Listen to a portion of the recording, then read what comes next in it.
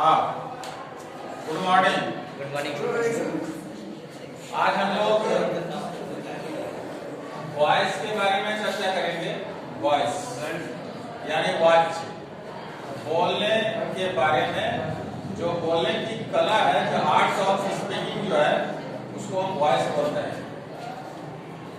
जैसा कि English grammar में हम लोग जानते हैं कि एक्टिव वॉइस और पैसिव वॉइस दो तरह का वॉइस होता है, दो type. There are two types of voice, active and passive. Active से पैसिव हम कैसे बदलेंगे, इसके बारे में आज हम लोग चर्चा करेंगे। सबसे पहले टेंस पर हम लोग जाएं, टाइम एंड टेंस। टेंस में आपका पहला प्रेजेंट टेंस पर आज हम लोग चर्चा करेंगे। प्रेजेंट टेंस, प्रेजेंट टेंस में पहला जो है सिंपल प्रेजेंट टेंस है। सिंपल प्रेजेंट टेंस के बारे में हम लोग आज देखेंगे। सिंपल प्रेजेंट टेंस में भाग क्या क्या लगता है? V1 और V5, V1 और V5, ठीक है। हिंदी में हम लोग जानते हैं कि जिस वाक्य के अंत में ता है, ते है, ती है, जैसे वह जाता है, वह पढ़ता है, वह खेलता है। हम लोग वर्ग में पढ़ते हैं, वर्ग में हम लोग हल्ला गुल्ला करते हैं, और वीडियो बनाने के समय हम लोग सब शांत रहते हैं। तो ये ता ते ती वाला जो है क्या है? सिंपल प्रेजेंट टेंस में है। एक बात हमेशा ध्यान देना है कि सिंपल प्रेजेंट टेंस में V5 और V1 जो रहता है, लेकिन पैसिव वॉइस में V3 आ जाता है। इसका स्ट्रक्चर क्या होता है वो पहले भी हमने बताया और बनाया भी हूं। इसमें जो एक्टिव का जो स्ट्रक्चर होगा, subject plus V1 oblique V5 plus object. For example में राम इट्स आ मैंगो, है ना। इट्स क्या है? यहाँ V5 है। इसमें ऑब्जेक्ट को क्या बनाते हैं ना? सब्जेक्ट बनाते हैं। तो पहले क्या लिखेंगे? इसका स्ट्रक्चर जो होता है object plus am is are plus V3 plus 5 plus subject. समझ गए कि नहीं? यानी ये दिमाग में देना है कि एक्टिव में अगर यदि V1 और V5 रहेगा तो इसका पैसिव जो होगा M is R plus V3 होगा। तो ये मैंगो के साथ में क्या लगाएंगे? इज लगाएंगे। और इट्स, ये V5 है, इसका V3 क्या होगा? रिटर्न होगा। और बाय राम है तो बाय राम हो जाएगा। ये mango is return by Ram. यानी पैसिव वॉइस में हमेशा क्या लगेगा? V3 लगेगा। बिना V3 का पैसिव वॉइस नहीं बनेगा। ये तो सिंपल प्रेजेंट टेंस हो गया। सिंपल प्रेजेंट टेंस आ गया। सिंपल प्रेजेंट टेंस में एक्टिव में क्या होता है? V1 और V5। पैसिव में क्या होता है? M is are plus V3। बस सिंपल है, कुछ नहीं है इसमें।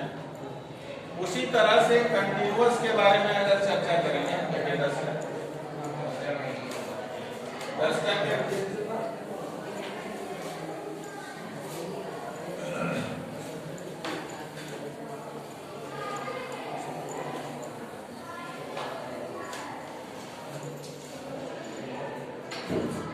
Present imperfect tense.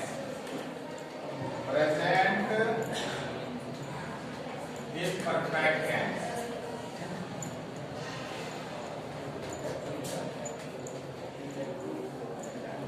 इसका दूसरा नाम क्या है बाबू? Present continuous tense. Present continuous.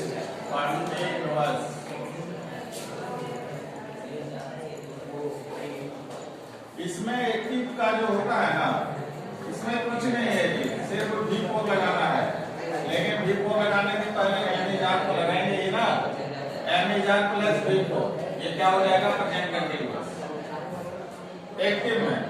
और पैसिव में क्या होगा जी? पैसिव में हो जाएगा M is R plus being लगा देंगे, बीइंग। उसके बाद V3 तो लगेगा ही, पैसिव वॉइस में अवश्य भावी है V3 लगाना। तो जहां कंटीन्यूअस में प्रेजेंट में M is R plus V4 हम लगाते हैं, तो इसमें भी वही रहेगा, सेम वर्ब रहेगा, लेकिन इसमें क्या लगा देंगे जी? पैसिव में बीइंग लगा देंगे और V3 लगा देंगे। और एग्जांपल में हम लोग कैसे? एग्जांपल में Ram is eating a mango। Object पहले लिखेंगे, a mango is being eaten by Ram। इसका बनेगा a mango is being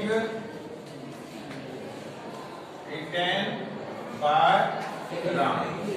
ये कंटिन्यूअस हो गया, यानी प्रेजेंट कंटीन्यूअस में क्या होगा? लगातार क्रिया। मैं पढ़ रहा हूँ, मैं लिख रहा हूँ, वह गा रहा है, हम लोग वर्ग में हल्ला गुल्ला कर रहे हैं, हम लोग आपस में बातचीत कर रहे हैं, हम लोग क्लास के अंदर में कभी कभी लड़ाई कर रहे हैं।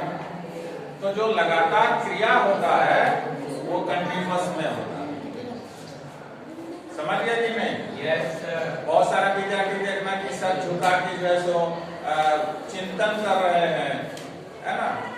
बहुत कोई विद्यार्थी ऐसा होता है कि कुछ पास्ट में जाकर के उसके बारे में प्रेजेंट में सोच रहे हैं, फ्यूचर के बारे में प्लानिंग कर रहे हैं, कैसे करना है।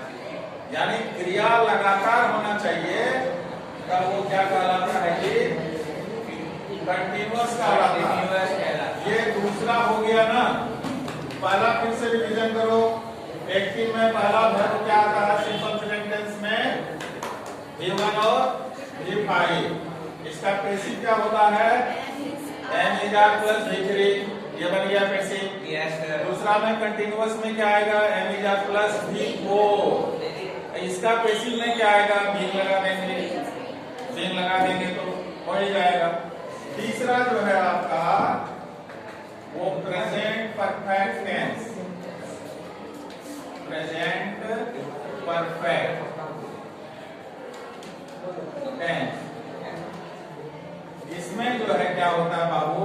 हैव या हैज प्लस V3 आता है एक्टिव में। ये एक्टिव में क्या आता है? Have has plus V3। Passive में क्या होता है? सेम वही चीज लिखते हैं, हैव और हैज प्लस बीइंग लगा देते हैं। उसके बाद V3 ऑलरेडी पहले इसमें लगा, इसमें भी वही लगेगा। ये हो गया पैसिव, कुछ नहीं है। हैव हैज जहां रहेगा वहां भी लगा देंगे। जैसे Ram has eaten a mango. पहले भी है, ये मैंगो को पहले लगा देंगे।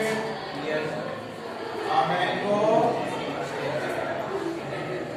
हैज बीन पहले eaten by द राम नहीं। एक बार जान लो, कोई भी प्रॉपर नाउन के पहले द का प्रयोग नहीं करते हैं, आर्टिकल डेफिनेट नहीं लगेगा। समझ गए कि नहीं? लेकिन एक बात, हम लोग जब कॉलेज में पढ़े थे ना, तो हमारे प्रोफेसर ने कहा था कि देखो राजेंद्र प्रसाद जो है वो द लगा रहे। उन्होंने कहा था कि I am the doctor Rajendra Prasad. तो विशेषज्ञ ने कहा वो बहुत ज्यादा इंटेलिजेंट थे, परीक्षा में लेट से पहुंचे थे, या बहुत सारा वाक्य उनके साथ जुड़ा हुआ था। लेकिन हम लोग कभी भी प्रॉपर नाउन के पहले द का प्रयोग नहीं करेंगे, कहीं नहीं लगता, द राम नहीं होगा। समझ गए कि नहीं? तो ये हो गया। तीसरा, एक बात जान लो कि simple present tense present continuous और प्रेजेंट परफेक्ट टेंस।